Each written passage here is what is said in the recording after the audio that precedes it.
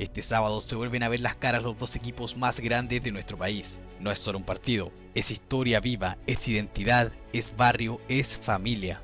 Es odio y amor mezclados en 90 minutos que valen más que una vida entera. Cada vez que Colo-Colo y la Universidad de Chile se enfrentan, Chile se detiene. El país respira distinto, las calles se tiñen de blanco y negro y de azul y rojo, no importa la tabla, no importa el momento, en el superclásico todo se reinicia. En este partido se han forjado leyendas, se han quebrado carreras y se han escrito capítulos imposibles de borrar. Hubo una vez una final que se definió en los penales con el país entero conteniendo el aliento. Hubo clásicos con goles imposibles, con empates épicos, con remontadas que nadie vio venir. Hubo una humillación tan grande que aún resuena como eco en los tablones del Nacional.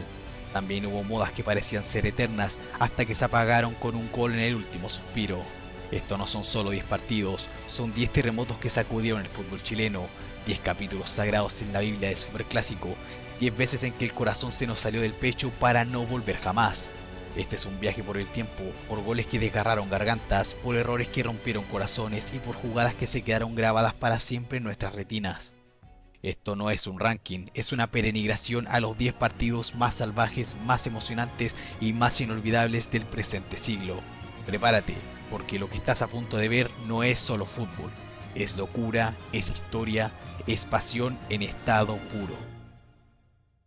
Hay días que quedan tatuados en la memoria colectiva no por ser finales, no por levantar una copa, sino porque fueron humillaciones históricas. Y ese día fue uno de ellos. El 29 de abril de 2012 el Estadio Nacional no era solo una cancha, era un volcán y estaba a punto de estallar. Colo-Colo llegaba herido, sin rumbo, sin respuestas. Enfrente, la Universidad de Chile vivía su época dorada. El equipo de Sampaoli no solo ganaba, sino que le pasaba por encima a cualquier rival. El partido comenzó como todo clásico, un encuentro apretado con mucho nerviosismo y ocasiones de gol para cada lado. Nada hacía presagiar lo que estaba a punto de venir. En el minuto 42, Mauro Olivi era expulsado tras una fuerte entrada contra Marcelo Díaz. A partir de ahí todo cambió, Colo-Colo se quedó con 10 jugadores y nunca volvió a encontrarse en el partido. 3 minutos después, una mano de Leandro Delgado era sancionada como tiro libre. Ya en los descuentos, Marcelo Díaz ejecutó un tiro rasante desde la banda derecha que pilló mal parado a Francisco Prieto. Y de manera insólita marcaba el primero del partido. Apenas comenzaba el segundo tiempo, una inocente falta del chino Millar a Felipe Gallegos le daba una nueva chance a los azules. Y tras el centro de Marcelo Díaz, en la boca del arco Matías Rodríguez desviaría el balón y pondría el 2-0. La tarde se empezaba a teñir de azul, ya a los 69 minutos Igor Lichnowsky con un certero cabezazo decretaba el 3-0. El Nacional era una sinfonía azul y a los 78 tras una gran jugada colectiva, una volea mordida de un joven Ángelo Enríquez ponía el cuarto en el marcador. La joya azul celebró con la camiseta de Gohan, homenajeando al último ídolo universitario. Los de Sampaoli se floreaban y en las tribunas se mofaban de su archirrival con el mítico canto que se entonó ese año en Macul. Falta Enríquez, tiro libre. Y a seguir torturándose los colocolinos. Casi 47 minutos. Y en el último minuto del partido, tras un centro de Castro, Matías Rodríguez recibió, controló y definió con un potente derechazo dentro del área, marcando su segundo gol y sellando un categórico 5-0. Ese día escribió una humillación eterna, un resultado que aún hoy se repite como un eco incómodo en cada conversación sobre los clásicos.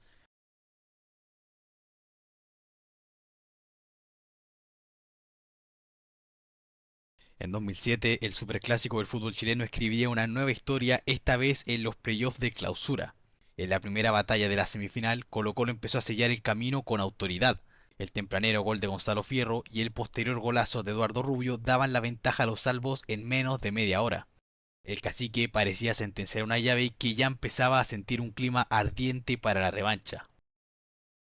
El domingo 16 de diciembre de 2007, Albos y Azules se enfrentaban en un partido por el pase a la gran final.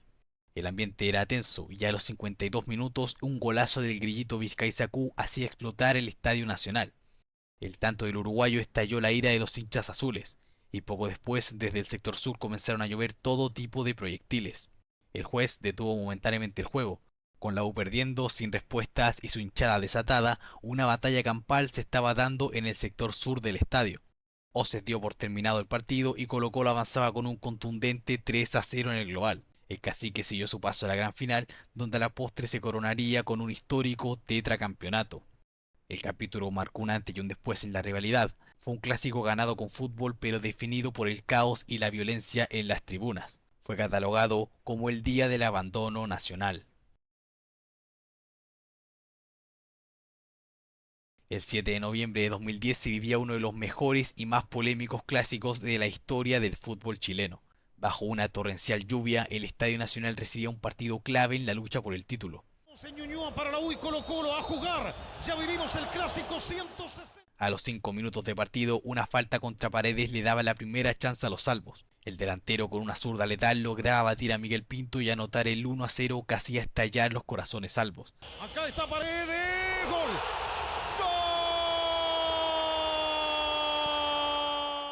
Pero el romántico viajero no se quedaría de brazos cruzados.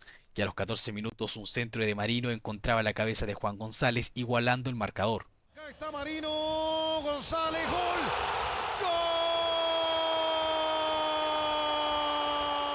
El partido se tornó más azul que nunca y tras el descanso un nuevo tiro libre ejecutado por Marino encontraría la cabeza de Matías Rodríguez, quien ponía el 2-1 en el partido y metía a la U de vuelta en la pelea por el título. Era el tiro libre Marino, cabezazo, gol.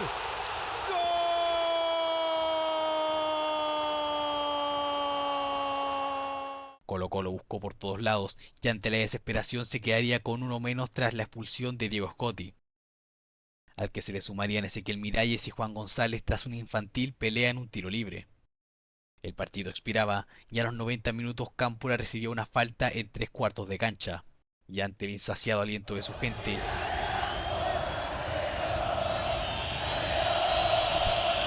cuando la historia ya parecía escrita con la U acariciando el triunfo bajo la lluvia, tras un centro preciso de Magnelli Torres, Javier Cámpora conectaría un cabezazo perfecto para poner el empate en el partido. Acariciará Torres, centro, cabezazo, gol. Gol del Popular en 47 cuando ya no queda nada. Pero hubo un detalle, uno que cambiaría todo. El jugador se encontraba en evidente posición de adelanto. El árbitro Patricio Basualto jamás levantó la bandera porque a este se le había caído justo en el momento del tiro libre. Colo-Colo celebraba el empate, que lo mantenía a 3 puntos de Católica y dejaba a la U fuera de la lucha por el título. Y así, con la presencia de más de 7.000 colocolinos que se habían adueñado de las tribunas, el Superclásico 166 quedó marcado por la polémica más insólita que recuerde el balompié criollo. Fue el Superclásico del Banderín. El 30 de octubre de 2011 viviríamos uno de los mejores clásicos de la historia. En un estadio monumental repleto, Colo-Colo venía de una irregular campaña donde aspiraba a instalarse en los puestos de playoff. La U, en cambio, venía como el superlíder invicto del torneo, que además había eliminado a mitad de semana a Flamengo en Copa Sudamericana. El clásico empezó con todo, y a los 4 minutos Claudio Púa pitaría penal a favor de los azules. Charles Aranguis no fallaría, y con un potente disparo abría rápidamente el marcador. Aranguis, gol. Colo-Colo se volcó a buscar el empate y ante el roce y la tensión Charles Aranguis se fue expulsado tras un fuerte pisotón a Marco Medel. Y cuando el primer tiempo se terminaba, el árbitro sancionaría penal a favor de los salvos por una mano de Osvaldo González, quien sería expulsado por doble amarilla tras una falta previa a la jugada. El encargado de patearlo sería Esteban Paredes. El último ídolo albo no fallaría y con un potente disparo lograría poner el empate en el partido. Le pegó Paredes.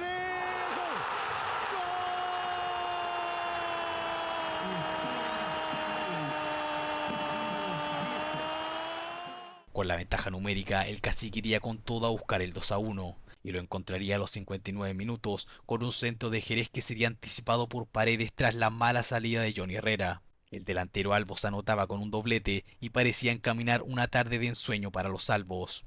Siempre Jerez, cabezazo de Paredes, gol. Con 2 hombres más, Colo-Colo tuvo de todo para sentenciar el partido, pero no lo hizo. Y en los clásicos, el que perdona termina pagando. A los 73 minutos, el arquero Albo sería expulsado por doble amarilla tras reclamar insistentemente al árbitro. El Cacique se quedaba con 10 jugadores y por más que buscaba no podía conectar el tercero. El árbitro dio 12 minutos de descuento y cada minuto parecía un suplicio.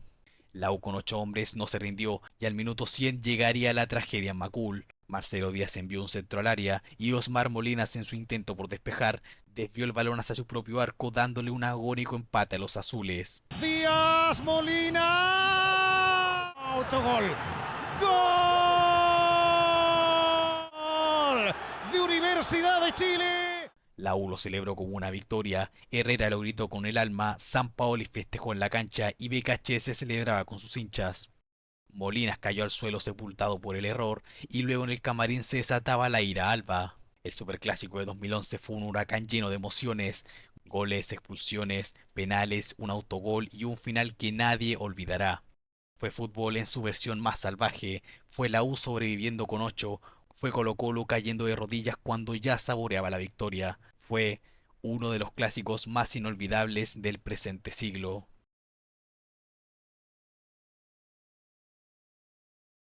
En 2012, el superclásico del fútbol chileno viviría un nuevo capítulo en los playoffs. La U era favorita, pero la misma semana tenían el partido de vuelta por las semifinales de la Libertadores ante Boca Juniors.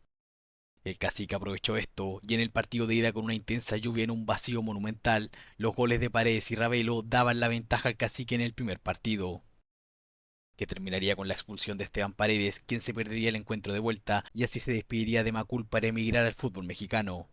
Ya en el partido de vuelta, las burlas de los hinchas albos recaían por la eliminación del romántico viajero en la Copa Libertadores. Sin el torneo nacional entre medio, los azules irían con todo en busca de la remontada. Y en 7 minutos de comenzado el partido, Ángelo Enríquez aprovechó un balón suelto en el área y con un remate cruzado puso el 1-0.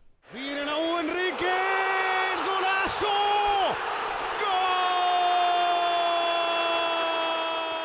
La U aprovechó el envío anímico y a los 20 minutos una mala salida de Reni Vega la aprovechaba Junior Fernández para poner el segundo y encaminar la remontada. Arriba Vega, cabezazo.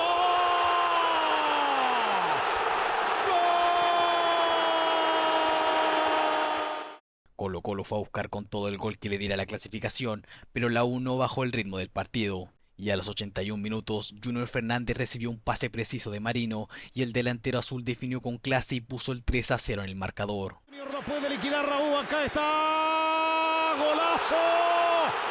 ¡Golazo!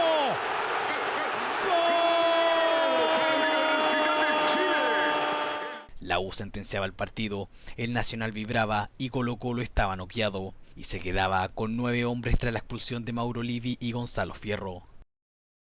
Finalmente en el minuto 89, el mismo Fernández completó su hat-trick tras recibir un pase al pie en un tiro cercano al área, que definiría con una potente volea sellando la goleada azul. Está Marcelo Díaz y está Cereceda, acá está Díaz Junior.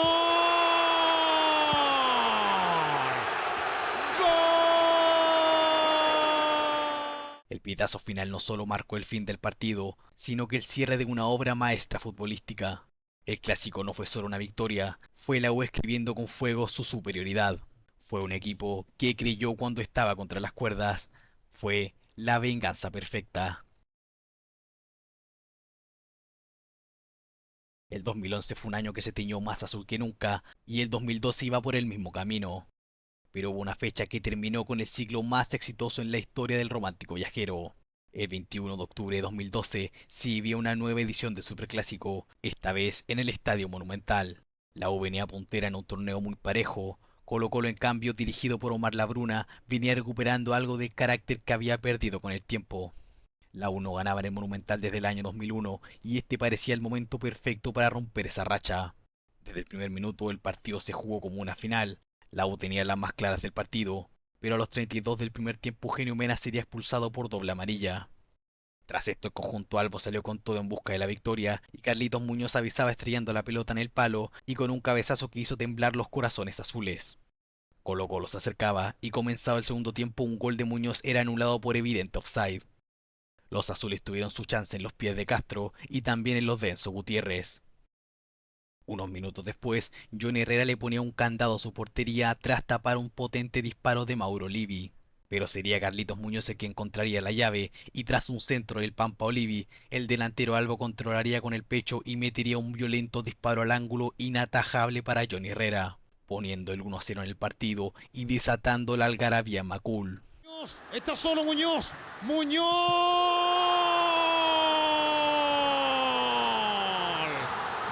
¡Gol!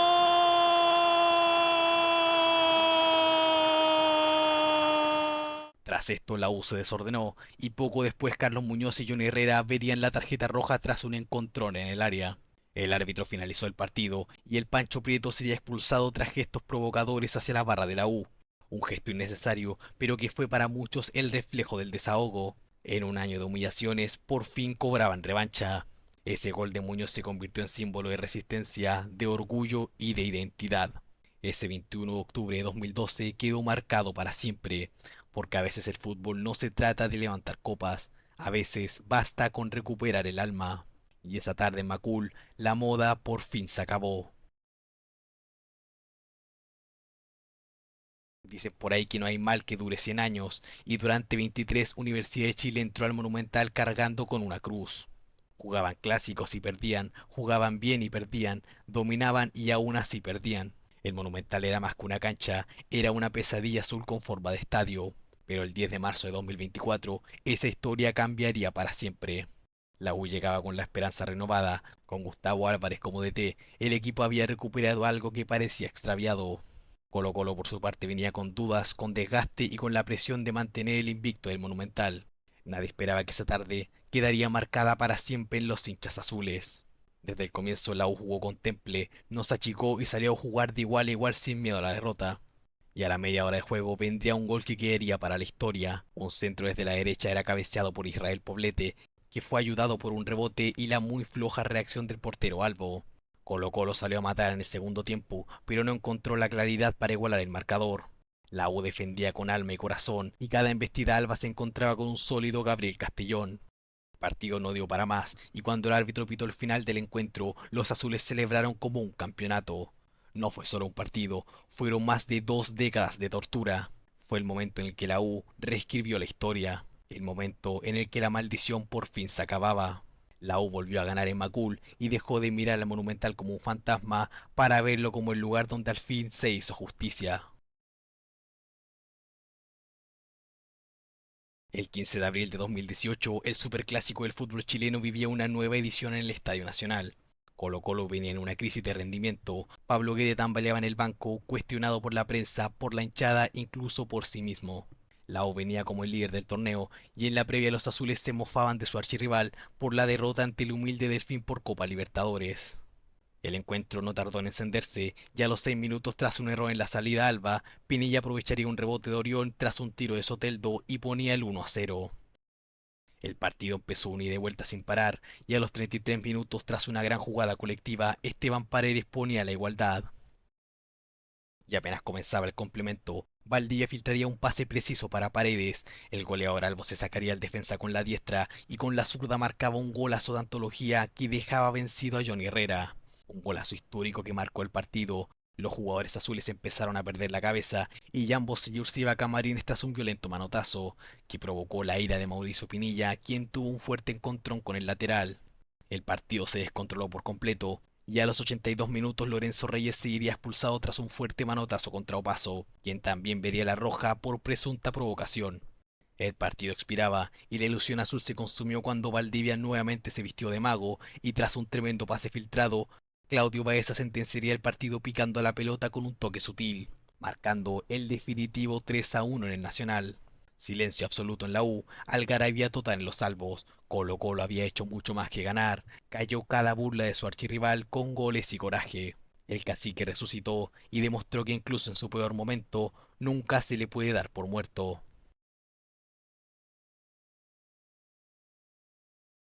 El 5 de octubre de 2019 fue una fecha histórica para el fútbol chileno. El país aún no estallaba, pero en el Monumental se sentía la tensión de una bomba a punto de explotar. La U estaba peleando por no descender y en las tribunas del Monumental así lo hacían sentir.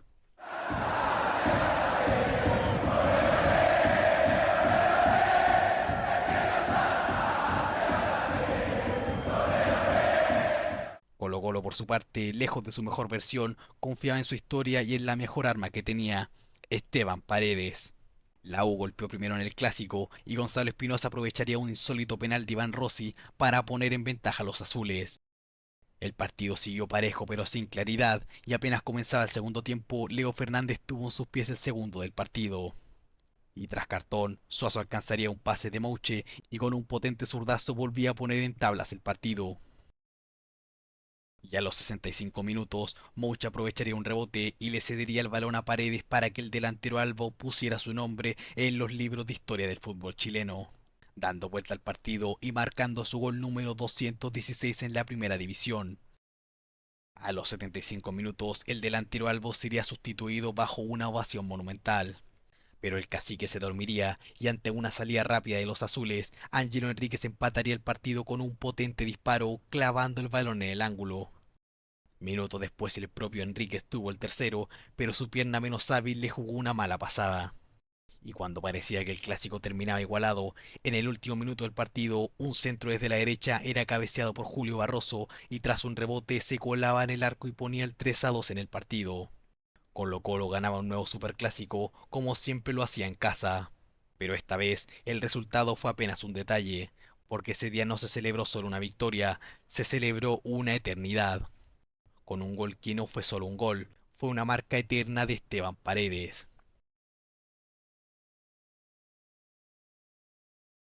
El 2 de julio de 2006 se viviría el clásico más esperado de la historia. Colo-Colo y la U se jugaban el año en un partido que podría marcar un antes y un después en esta rivalidad. El país entero estaba paralizado porque se estaba a punto de vivir una jornada histórica en Ñuñoa. Tras el triunfo 2-1 en la ida, la U buscaría con todo el gol que le permitiera seguir soñando con el título. El encuentro fue muy trabado producto del nerviosismo, hasta que en el minuto 70 estalló la esperanza del pueblo azul. Un centro desde la derecha era cabeceado por Luis Pedro Figueroa, desatando la locura en el sector sur del Nacional. La U empataba la llave y el campeón del torneo se definiría por penales. Fernández empezaría con el pie derecho para los salvos, mientras que Salas no fallaría su penal y con jerarquía marcaba el empate para los azules. Y tras el sólido gol de Humberto Suazo, Claudio Bravo se agigantaría y le taparía el penal a Hugo Droguet. Pero Miguel Pinto respondería y le negaría el gol a un potente disparo de Luis Mena. Es en este momento cuando todo cambiaría y Mayer Candelo le picaría el penal a Claudio Bravo. Y el portero con una reacción felina lograría sacar la pelota justo sobre la línea. Y tras el gol de Fierro para los salvos y de Figueroa para los azules, todo quedaría en los pies de Miguel Ángel Acebal. Si convierte a Acebal, se va a desatar la locura, el carnaval en el sector norte. Si convierte a Acebal, si convierte y convirtió. Colo-Colo es campeón. Colo-Colo es campeón de la apertura, señoras y señores. Cuando Acebal metió el cuarto penal, el mundo se detuvo por un instante. Los abrazos de Claudio Bravo se alzaron al cielo, los jugadores corrieron sin dirección, como si la misma historia los empujara. Y las gargantas albas, tantas veces ahogadas en los últimos años, por fin pudieron gritar campeón. Y convirtió el dolor de años pasados en gloria eterna. Y el Nacional, que soñaba con teñirse de azul, vio como una ola blanca y negra se adueñó de las calles de Ñuñoa y levantó la copa en su cara. ¡Paren de gritar! Que si hay vida en otros planetas deben estar todos desvelados. La locura alba, la marea blanca.